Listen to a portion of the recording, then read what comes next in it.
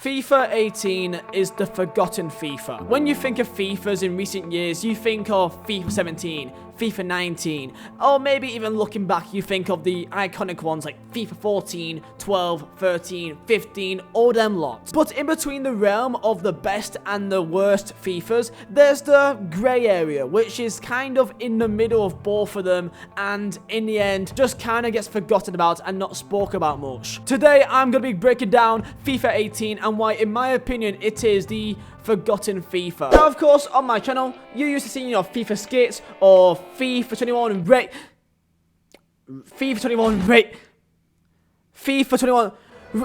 Raid Shadow Legends! Have you ever dreamed about being a badass? Finally getting one up on Stephanie, the girl which had a crush on back in year 8, but then she turned you down and then you cried for about 2 hours. You can now get payback on Raid Shadow Legends. Thank you for the sponsor for this video. How can you play it? On your computer or even on your phone or iPad if you're addicted just like me. Hi, how you doing? What do? You join the game within 13 different factions, like dwarves, orcs, human, or other stuff. I don't know. How about you go and check out yourself? In 12 different locations while also doing several dungeon and boss fights along the way. Are my friends playing? Of course you can, and you can make your own clan. You can now bring back your old SKA clan from back in Modern Warfare 2, other known as Shoot, Kill, Assassinate, which you got bullied for back in high school. You can make your own clan and also take out other clans, as there's currently 200,000, and can you be the main one? I don't know. Do you have time for it, really? What if you have no friends? Well, welcome to the club. There's 25 million players worldwide, so you can do it by yourself and go take on bosses or fight against actual real-life players and make friends yourself if you want to do that. So if you just joined and you don't know what to do, let me give you a tip. If you want the best weekly rewards in Raid Shadow Legends, simply join a clan and then just go and fight a clan boss. So the thing is, you may have already heard of Raid, but you may just not have bothered. So question is, why should you join it now? Well, in this current month, this is the biggest ever update for Raid Shadow Legends, because they've just dropped the Doom Tower. It's basically a giant tower, but it's got 120 floors, which means that you're never gonna be bored, and also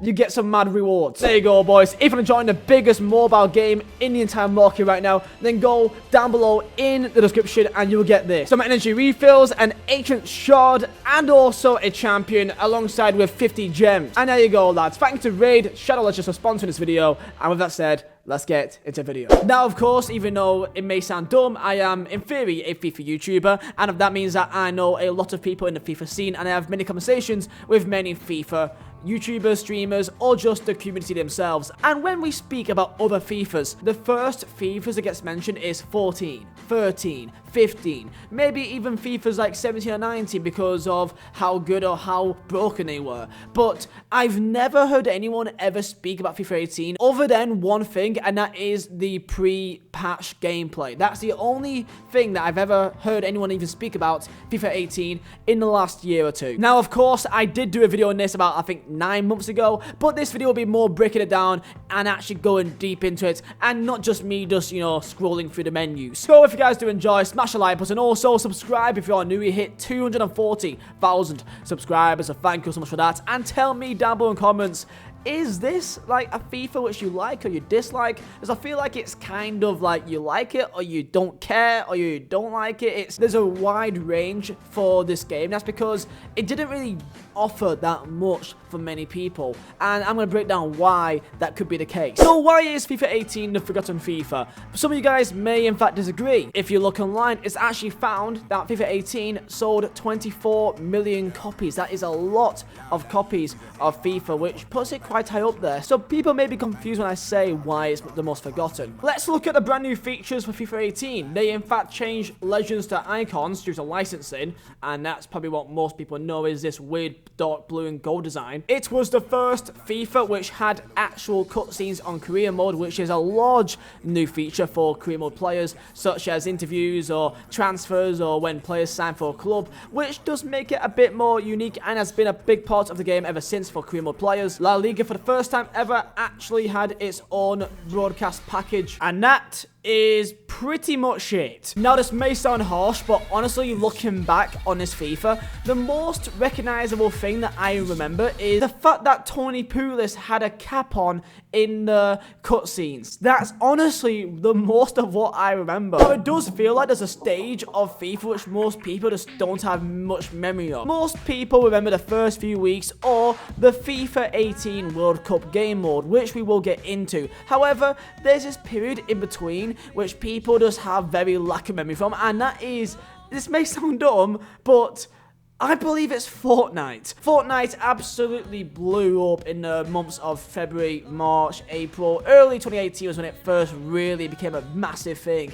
And I'm not gonna lie here that I do believe that a lot of people that usually play FIFA played Fortnite and may have completely switched over to Fortnite during this time period. Even me, as a person that doesn't really play Battle Royale type games, even I, for like a 2, 3, 4 week period, played Fortnite every day with my mates, and I barely even touched FIFA. And I'm sure it was like that for a lot of people, some less, but some maybe even a lot more. Now, is all of FIFA 18's failure down to Fortnite? No, not really, but it does play a part when it comes to people kind of having their memory of that time period all on Fortnite and not really thinking about FIFA. So what was happening with FIFA Ultimate Team? Well, it's been 6 minutes and I've not even spoke about it yet, and the thing is, not much really changed. It still had FUT Champions, it still had seasons, it still had FUT Draft and SBCs. The one thing which I guess made people kind of bored was the fact that it was still 40 games per weekend league. Now, seasons back in the day was actually playable, unlike nowadays. Now it's rivals, but when it comes to FUT Champions, 40 games a weekend league was still very, very much. And after doing the same thing for 17,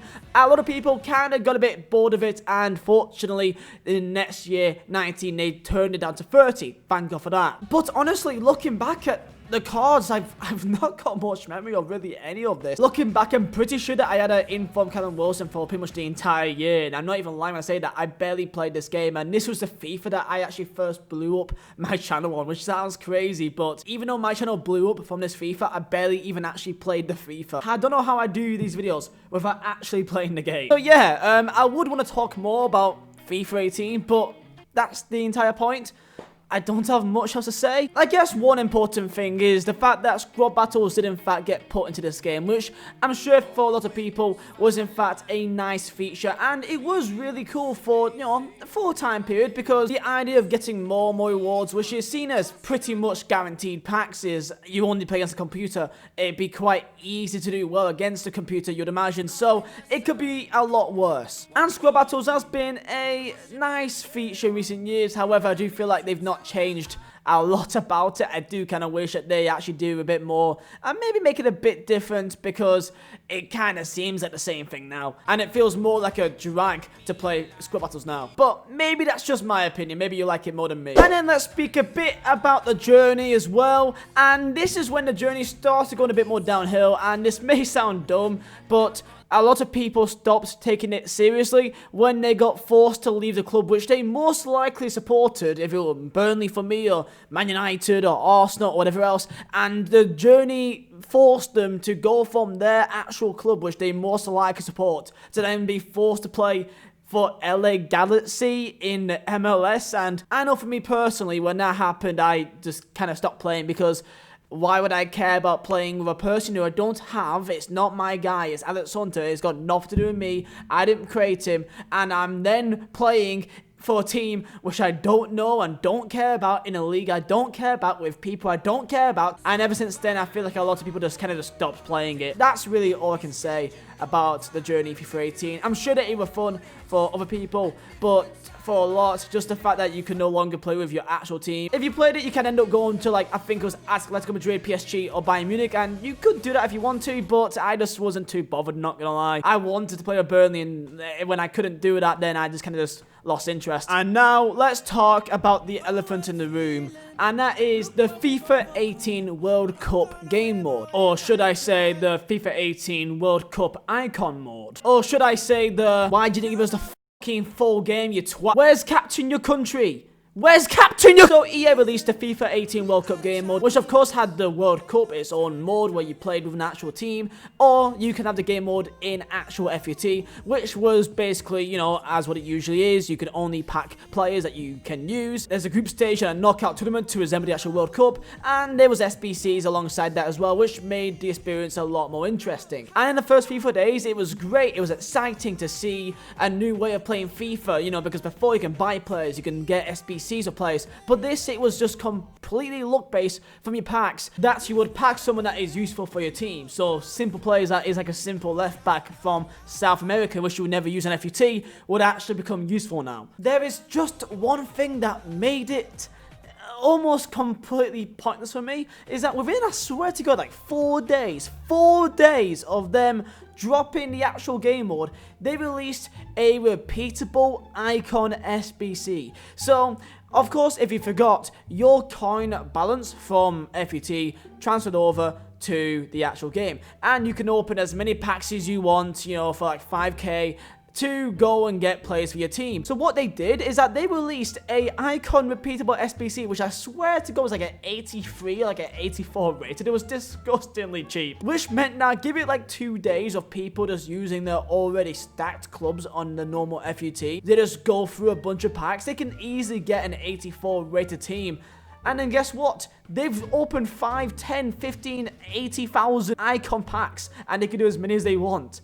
So that means that by the time you make it to the first week of the actual World Cup, everyone's got icons, everyone's got the same team. So you leave FUT, which is already full of meta players, to get away and use different players, and then already within a few days, it's just meta players again. Like, you cannot write this, man. There you go, boys. I think that's all I've got to say. Understandably, in a video which has to do about me forgetting most of the game, that it's going to be a shorter video than usual. So I do apologize if you guys, you know, were expecting more. I know that a lot of you guys do enjoy these type of videos, but there's not much that I can really remember or really enjoy. It's just one of those FIFAs which I just kind of detach myself from. If it was for many reasons, if it was for the explosion of Fortnite, of me playing that for quite a lot of time, and when I think of that time period of 2018, I think of Fortnite, or if it was the disappointment of the World Cup game mode, that it genuinely felt like an icon simulator, and it just made the entire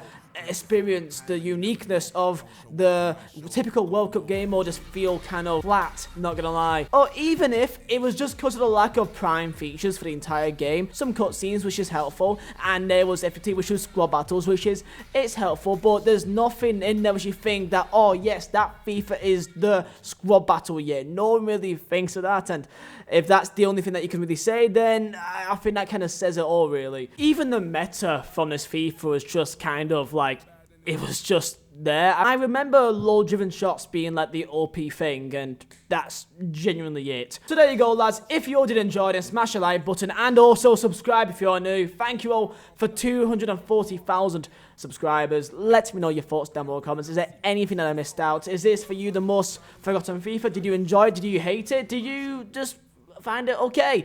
Let me know your thoughts down below. Hopefully you enjoy yourself. Have a good evening, and I'll see you all next time. Peace out. Rockstar life, rockstar goals. Seeing her in every single room, impossible.